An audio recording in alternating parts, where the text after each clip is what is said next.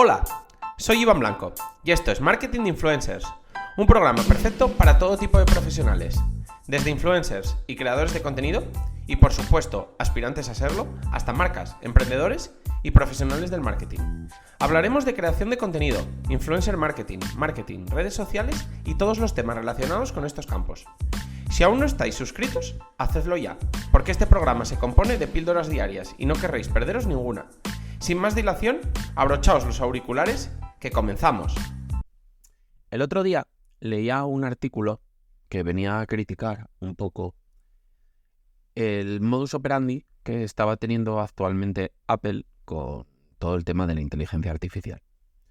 Por resumiroslo un poco, Apple, siendo una de las empresas más potentes del mundo, se ha, digamos, montado al carro de la inteligencia artificial tarde, ya que, bueno, varias empresas van bastante por delante de ella, y además lo ha hecho, bueno, pues un poco asociándose con OpenAI, es decir, renunciando directamente por ahora a hacer un producto directo, sino simplemente, pues bueno, asociándose con el líder. Y bueno, mucha gente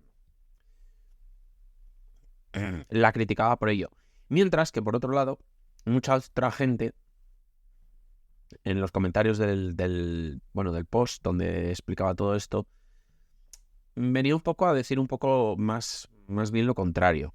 Que, bueno, realmente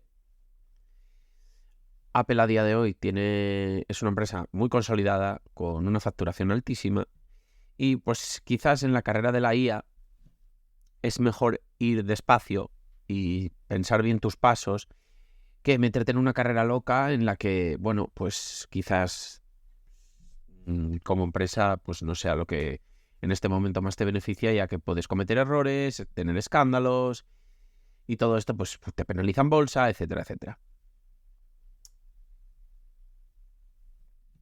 En este caso, pues lo que digo, lo que ha optado por hacer es simplemente asociarse con el mejor y, bueno, pues intentar con eso un poco subsanar las deficiencias que hacen que a día de hoy no tengan nada creado por ellos mismos, a día de hoy.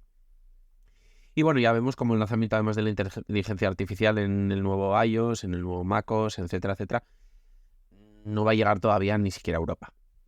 Esto ya se criticó en el pasado, se les criticó un poco porque, por ejemplo, cuando salió Spotify le dieron tanta ventaja que cuando llegó a salir Apple Music, pues ya era demasiado tarde. Igual le hubiera sido más fácil incluso haber comprado directamente Spotify, ¿no? Pero bueno, todo este tipo de empresas pues tienen un poder de datos y una información para la toma de decisiones que hace que al final nuestras opiniones sean un poco de barra de bar. Pero para lo que me sirve a mí esto es un poco para hablar de la creación de contenido. Yo siempre os animo a ir muy rápido en redes sociales, es decir, no sobreanalizar las cosas, crear estrategias increíbles, comprar los mejores productos del mercado para grabaros, para el sonido, para etcétera, etcétera. No esperar como al momento correcto, al instante exacto, sino lanzarse, empezar, fallar, volver a levantarse, volver a probar, etcétera, etcétera. Es decir, ser como muchísimo más pragmáticos, ¿no? Todo lo contrario que en este caso Apple. ¿Y por qué? Pues comparándolo un poco con esto, pues porque estamos empezando. Y cuando estás empezando, no puedes refugiarte en una parálisis por análisis y ni puedes tampoco pasarte de estratega. Porque seguramente, por mucha estrategia que tengas al principio, sin datos, te vayas a equivocar.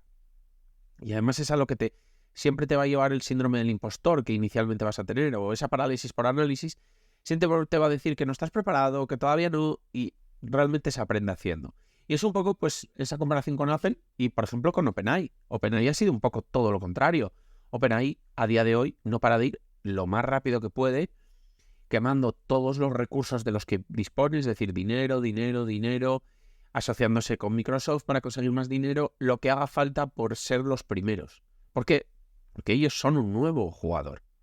Y bueno, pues eso es lo que somos nosotros cuando llegamos a las redes sociales. Un nuevo creador de contenido que tiene que abrirse paso entre miles de creadores. Por eso, este consejo, por ejemplo, no se lo daría a un perfil ya consagrado. Un perfil consagrado no ha de correr en redes, porque él ya tiene números.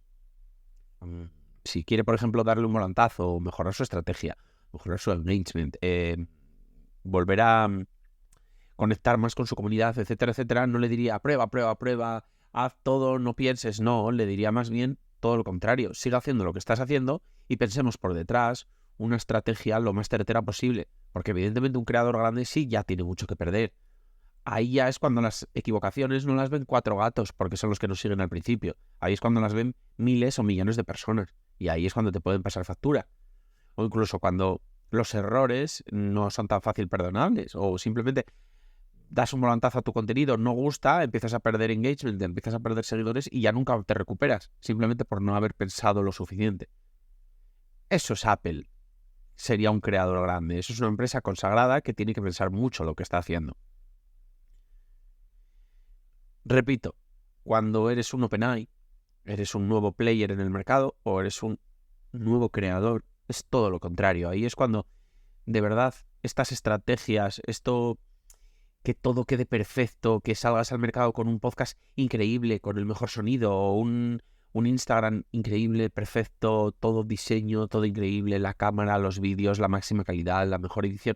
Ahí es cuando es una tontería, porque ese tiempo que estás perdiendo en que todo esté perfecto, lo puedes perder ya creando contenido, buscando esa perfección, que por supuesto la tienes que buscar, pero ya consiguiendo resultados, consiguiendo datos para analizar qué te funciona mejor, qué te funciona peor, y así cuando ya tengas las skills o la capacidad de sacar un producto perfecto, no solo eso, sino que sabrás lo que quiere tu público o lo que te demanda tu público. Entonces el producto será perfecto 100%, tanto en contenido como en continente, digamos.